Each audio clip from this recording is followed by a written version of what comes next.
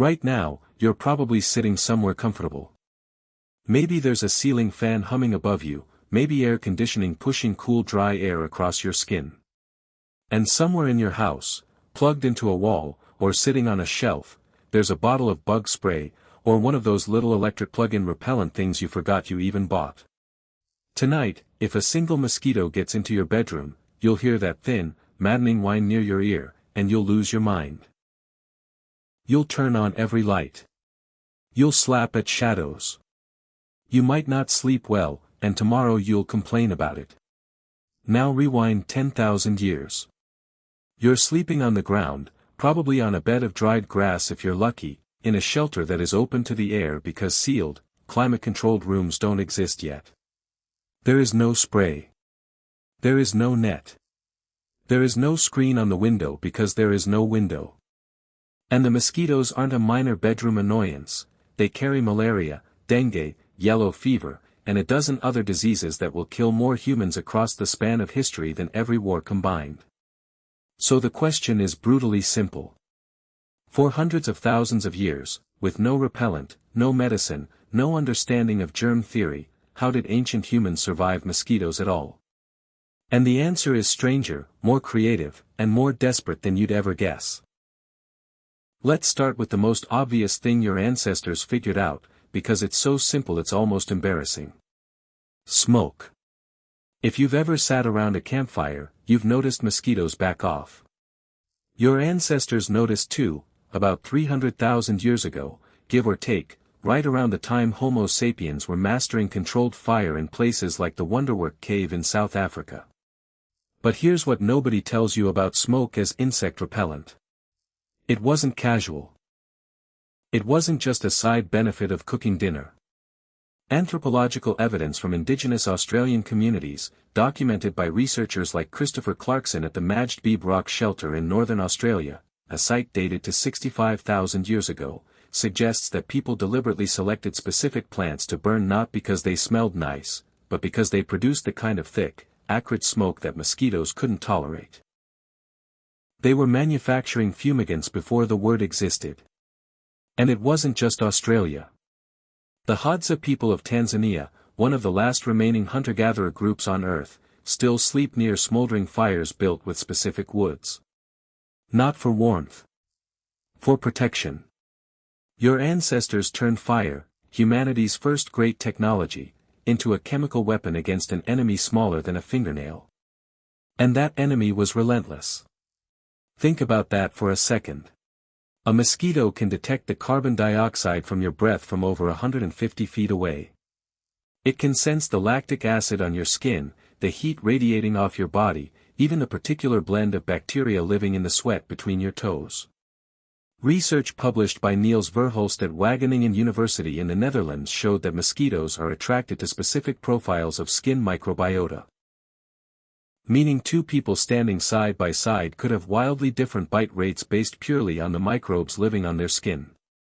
Your ancestors didn't know any of this, obviously. But some of them seemed to figure out the rough outlines through pure trial and error.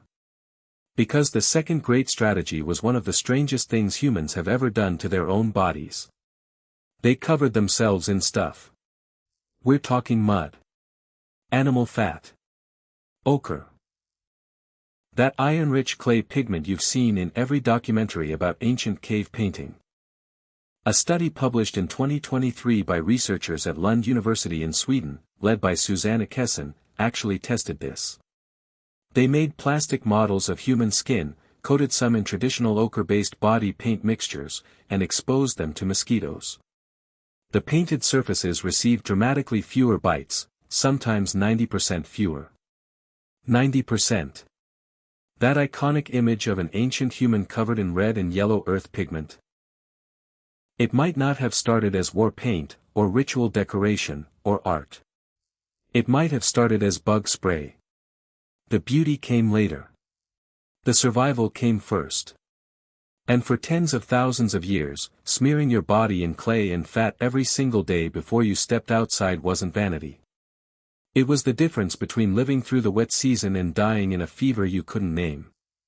But here's the part that really gets under your skin, no pun intended. Smoke worked if you stayed near the fire.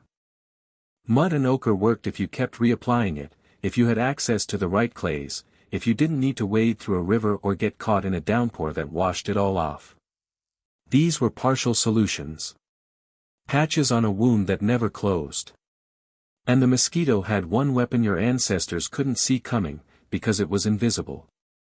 Malaria. The Plasmodium parasite. A microscopic organism carried in the mosquito's saliva that, once injected into your bloodstream, invaded your red blood cells, multiplied, burst out, invaded again, and triggered waves of fever so violent they could kill a healthy adult in days. For most of human history, your ancestors had absolutely no idea what was causing this. They couldn't see the parasite. They couldn't see the connection between the bite and the sickness that followed days or weeks later.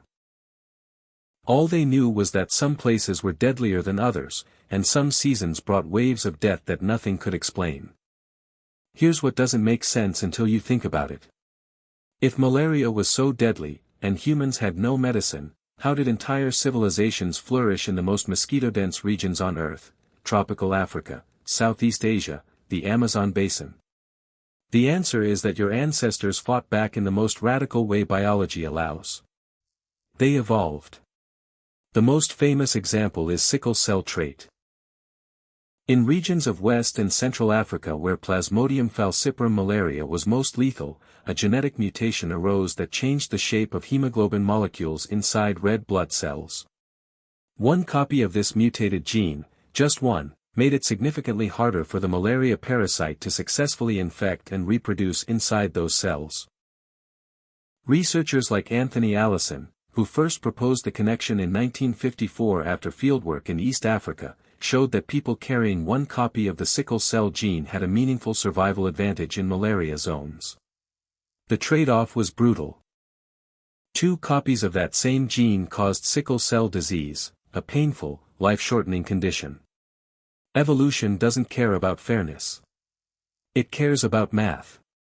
If enough people with one copy survived malaria to have children, the gene stayed in the population, even though it condemned some of those children to suffer. Your ancestors didn't choose this. Their bodies chose it for them, across hundreds of generations, written in blood and probability. And sickle cell wasn't the only adaptation. There's Duffy negativity, a mutation almost universal in sub-Saharan African populations that removes a specific protein from the surface of red blood cells, a protein that the Plasmodium vivax parasite needs as a doorway to get inside. No doorway, no infection. This mutation is so ancient and so effective that Plasmodium vivax is essentially absent from most of West Africa. Then there's thalassemia in Mediterranean and Southeast Asian populations. Glucose 6-phosphate dehydrogenase deficiency across the tropical belt, and a handful of other genetic quirks that all do variations of the same thing, they make your blood a slightly worse home for a parasite. Every single one of these carries health costs. Every single one persisted because the alternative, dying of malaria before you could have kids, was worse. Think about that. The mosquito was so deadly that it literally reshaped human DNA. But genetics is a slow game, playing out over millennia.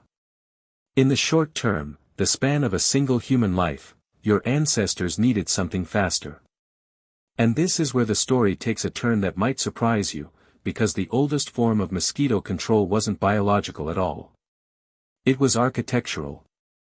Around 5,000 years ago, as the first cities began rising in Mesopotamia and the Indus Valley and along the Nile, humans started doing something new. They started engineering their environments to keep mosquitoes away. The ancient Egyptians, according to Herodotus, writing in the 5th century BCE, slept under fishing nets draped over their beds. Not mosquito nets as we know them, but close enough. They also anointed their skin with castor oil, which has mild insect repellent properties. In ancient Rome, Marcus Terentius Varro, writing around 36 BCE, warned people not to build homes near swamps because of tiny invisible creatures that float in the air and enter the body through the nose and mouth and cause serious diseases. He couldn't see bacteria or parasites. He didn't have germ theory. But he'd noticed the pattern: swamps meant sickness. And his advice was essentially, drain the swamp. And the Romans actually did it. They drained marshes around Rome, built aqueducts that kept water flowing instead of stagnating, and constructed homes with features designed to minimize standing water nearby. They were fighting mosquitoes with urban planning 2,000 years before anyone understood why it worked. Here's the part nobody talks about. Some of the most important anti-mosquito knowledge in human history came from indigenous and traditional medicine systems that Western science ignored for centuries.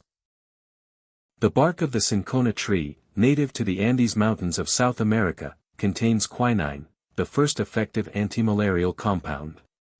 Indigenous Quechua people had been using cinchona bark to treat fevers long before Spanish colonists encountered it in the 17th century. By the 1640s, Jesuit missionaries were shipping the bark back to Europe, where it became known as Jesuits' bark and eventually revolutionized the treatment of malaria. For over 300 years, quinine was essentially the only drug standing between humanity and one of its oldest killers. And it came from the traditional knowledge of people who had been watching, experimenting, and surviving in mosquito territory for generations before any European ship arrived. Similarly, the use of pyrethrum, a natural insecticide derived from chrysanthemum flowers, was practiced in ancient Persia and later in the Dalmatian coast region of modern-day Croatia.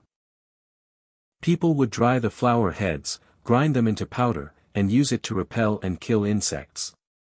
This wasn't folk superstition. Pyrethrum genuinely disrupts insect nervous systems. Synthetic versions of it, called pyrethroids, are now among the most widely used insecticides on the planet. The chemical in the bug spray sitting in your house right now may well be a laboratory descendant of a flower your ancestors crushed between their hands thousands of years ago. Now zoom out for a moment. Look at what we've actually described here. Your ancestors faced an enemy that was essentially perfect, tiny enough to be nearly invisible, fast enough to evade a swatting hand, numerous enough to form clouds that darkened the sky near swamps, and armed with a payload of diseases that killed on a scale no predator could match. Some estimates suggest that malaria alone has killed roughly half of all humans who have ever lived. Half. The biologist E.O. Wilson once called mosquitoes the deadliest animal in the history of Earth, and the numbers back him up. And against all of that, your ancestors answered with everything they had.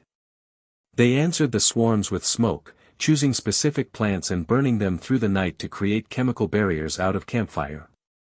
They answered the bites with mud and ochre and animal fat, painting their skin every morning in a ritual that blurred the line between survival and art.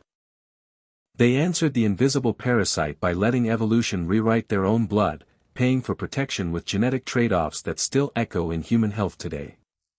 And they answered the breeding grounds with architecture and engineering, draining swamps and building cities that pushed the water back. Fire. Earth. Blood. Stone. For answers to an enemy that never stopped coming. And here's what that really means, if you let it sink in. You are not descended from the comfortable. You are not here because your ancestors had it easy. You are here because thousands of generations of human beings, people who never knew your name, never imagined your world, never pictured a ceiling fan or a bottle of bug spray, looked at the deadliest animal on the planet and refused to disappear. They experimented. They adapted. They watched which plants worked and passed that knowledge to their children, mouth to ear, for centuries before anyone wrote it down. They changed their own bodies, not by choice but through the slow merciless arithmetic of who lived long enough to become a parent. Every cultural practice, every genetic adaptation, every architectural innovation was a tiny act of defiance against a creature that should have won. So tonight, when you're lying in your comfortable bed, in your sealed room, with your ceiling fan humming and your skin bare and unprotected because you have the luxury of being unprotected, and you hear that single, thin, maddening whine near your ear, go ahead and slap at it. Curse under your breath. Lose a little sleep. But maybe, just for a second, remember that you're hearing the sound of humanity's oldest war, and the fact that you find it annoying instead of terrifying means your ancestors won.